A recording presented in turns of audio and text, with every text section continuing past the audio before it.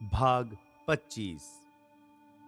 वैज्ञानिक अवचेतन मन का प्रयोग कैसे करते हैं। इतिहास के सबसे रचनात्मक वैज्ञानिक अवचेतन मन के सच्चे महत्व को जानते थे। एडिसन, मार्कोनी, आइंस्टाइन और कई अन्य वैज्ञानिकों ने अवचेतन मन का प्रयोग करके ऐसा ज्ञान और जानकारी हासिल की जिससे उन्होंने महान उपलब्धियां पाई। अवचेतन मन की शक्ति को कर्म में बदलने की योग्यता महान वैज्ञानिकों एवं शोधकर्ताओं की सफलता में बहुत महत्वपूर्ण और निर्णायक तथ्य है। इसका एक बहुत अद्भुत उदाहरण फ्रेडरिक बॉन स्ट्रेडोनिट्स के जीवन में देखा जा सकता है। वे काफी समय से बेंजीन नामक हाइड्रोकार्बन के रासायनिक सूत्र को समझने के लिए जूझ रहे थे, जिसमें कार्बन और हाइड्रोजन के 6 परमाणु होते हैं। स्ट्रेडोनिट्स इस समस्या से लगातार परेशान हो रहे थे। उनकी तमाम कोशिशें नाकाम हो रही थीं। जब वे इस गुत्थी को सुलझाने में कामयाब नहीं हुए तो उन्होंने थककर मामले को अपने अवचेतन मन को सौंप दिया। इसके कुछ समय बाद जब वे लंदन की एक बस में चढ़ने वाले थे तो उनके अवचेतन मन ने उनके दिमाग में अचानक एक चमत्कार महसूस किया। अपने मन में स्ट्रेडोनिट्स ने सांप की छवि देखी जो अपनी ही पूंछ को काट रहा था और गोल गोल घूम रहा था। अवचेतन मन के इस संदेश से वे प्रेरित हो गए और उन्होंने अपनी खोज की दिशा बदल ली। जल्दी ही उन्हें लंबे समय से चाहा गया जवाब मिल गया, परमाणुओं का गोलाकार संयोजन, जिसे बेंजीन रिंग के नाम से जाना जाता है। निकोला टेस्ला विद्युत के क्षेत्र में बहुत प्रतिभाशाली पथ प्रदर्शक थे। विज्ञान म्यूजियमों में रखी टेस्ला कॉइल बच्चों को हमेशा बहुत पसंद आती है। यह उनका सिर्फ एक आविष्कार है। आवेशित धातु को इस गोले में जब कोई छूता है तो स्थैतिक विद्युत उसके बाल खड़े कर देती है। टेस्ला ने प्रसारण ऊर्जा की अवधारणा के भी प्रयोग किए और इस विषय में उनके विचार अब भी क्रांतिकारी समझे जाते हैं। टेस्ला अवचेतन मन की शक्ति पर विश्वास करते थे और उसका इस्तेमाल भी करते थे। जब भी उनके मन में किसी नए आविष्कार या नई शोध का विचार आता था, वे अपनी कल्पना में उसकी तस्वीर बनाते थे और फिर उसे अवचेतन मन के हवाले कर देते थे। वे जानते थे कि उनका अवचेतन मन उसे सही तरीके से पूरा बना देगा और उनके चेतन मन को वे सारी बातें बता देगा जो इसे साकार करने के लिए जरूरी हैं।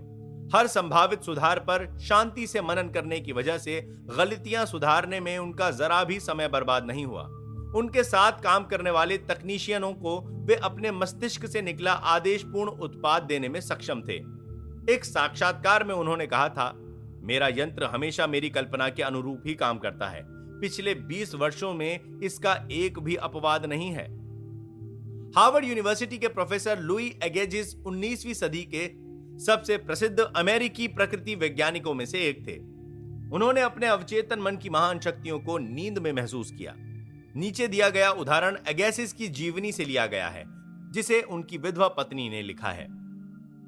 वे 2 सप्ताह से एक पत्थर के टुकड़े पर संरक्षित फॉसिल की धुंधली छाप को समझने की कोशिश कर रहे थे। थकने और चकराने के बाद उन्होंने आखिरकार अपना काम एक तरफ रख दिया और उसे अपने दिमाग से निकालने की कोशिश की।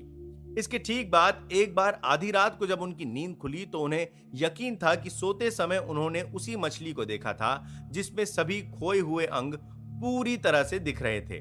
लेकिन जब उन्होंने उस छवि को याद करने की कोशिश की तो वो उन्हें याद नहीं आई।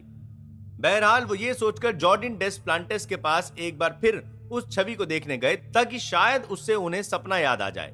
ये कोशिश बेकार हुई। धुंधला रिकॉर्ड पहले जितना ही अस्पष्ट था। अगली रात को मछली उन्हें दोबारा दिखी, लेकिन परिणाम पहले से ज्यादा संतोषजनक नहीं थे। पहले की तरह ही जागने पर छवि गायब हो गई। वही अनुभव एक बार फिर दोहराया जाएगा। इस उम्मीद में तीसरी रात को उन्होंने सोने से पहले अपने पलंग के पास एक पेंसिल और कागज रख लिया। हुआ भी यही। सुबह के करीब मछली एक बार फिर उनके सपने में आई। पहले तो अस्पष्टता से, लेकिन बाद में इतनी स्पष्टता से कि उन्हें इसके जैविक अंगों के बारे में जरा भी शंका नहीं रह गई थी। आधे सपने और पूरे अंधेरे में उन्होंने बिस्तर के पास रखे कागज पर मछली की आकृति बना ली। सुबह जब वे जागे तो अपने रात वाले स्केच में ऐसे अंग देखकर हैरान रह गए जिनके बारे में उन्हें लगता था कि फॉसिल में इनका मिलना असंभव था।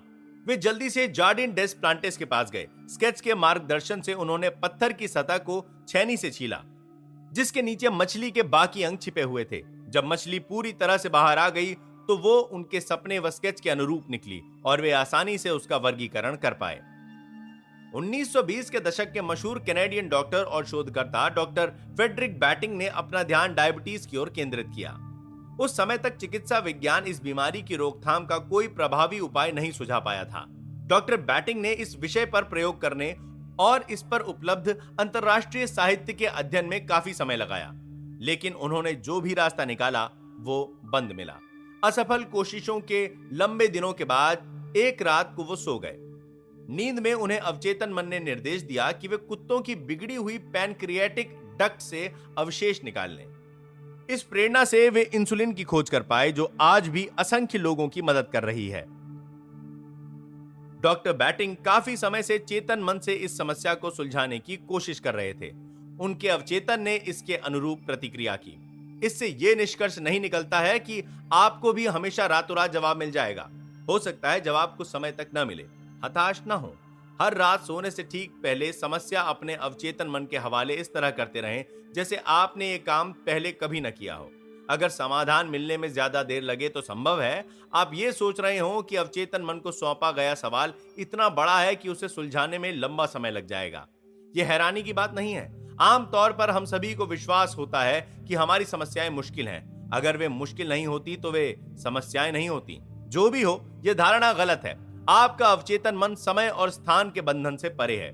यह यकीन करते हुए सोने जाएं कि आपको जवाब अभी मिल गया है। यह घोषणा न करें कि जवाब का भविष्य में इंतजार करना पड़ेगा। परिणाम में आस्था रखें। इस पुस्तक को पढ़ते समय अभी विश्वास करो कि आपकी समस्या का एक जवाब है, एक आदर्श समाधान है। डॉक्टर लॉथर वैन ब्लैंकश्मिट प्रतिभाशाली इलेक्ट्रॉनिक्स इंजीनियर थे। द्वितीय विश्व युद्ध के दौरान उन्हें एक सोवियत कंसंट्रेशन कैंप में कैद कर दिया गया।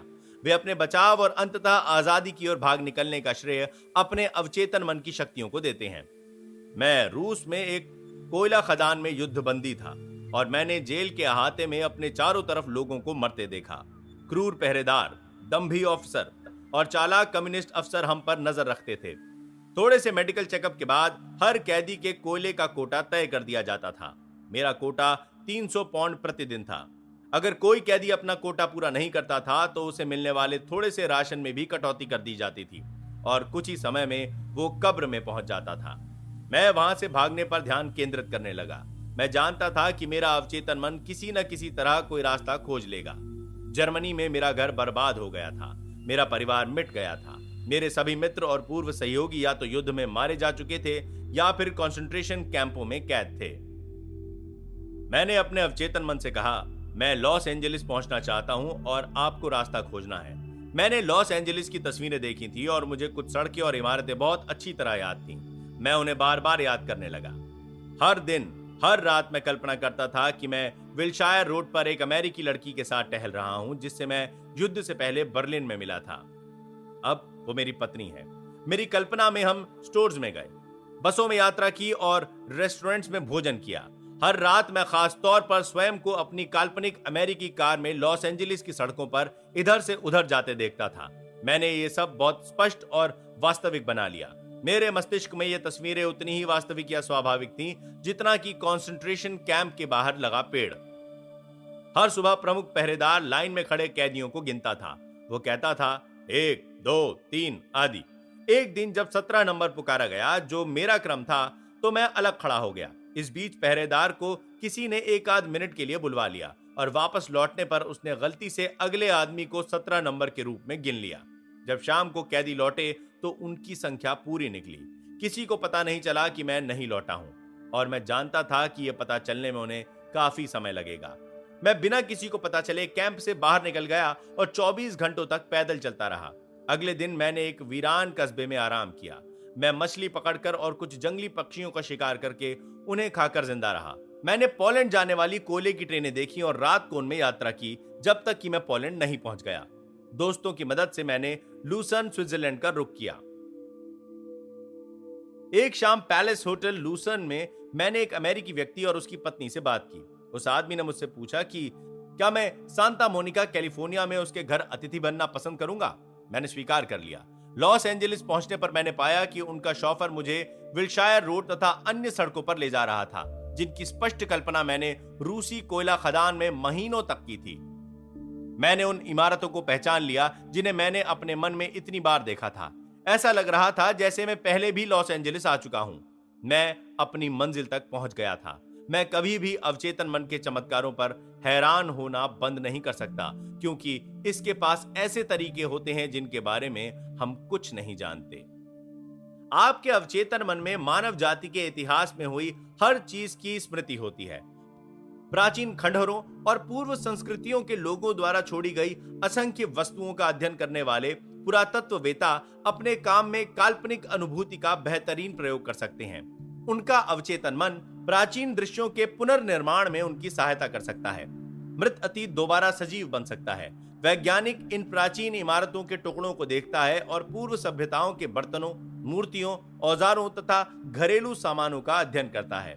अपने शाश्वत मस्तिष्क के डेटा बैंक द्वारा वैज्ञानिक ये जानने में सक्षम होते हैं कि ये वस्तुएं कब, कैसे और क्यों बनाई गईं। वैज्ञानिक की पैनी एकाग्रता और अनुशासित कल्पना अवचेतन मन की निहित शक्तियों को जगा देती है। यह उस प्राचीन स्तंभों पर छतों की कल्पना करने में समर्थ बनाती है और इमारतों को बगीचों, तालाबों तथा फव्वारों की कल्पना करने में भी सक्षम बनाती है।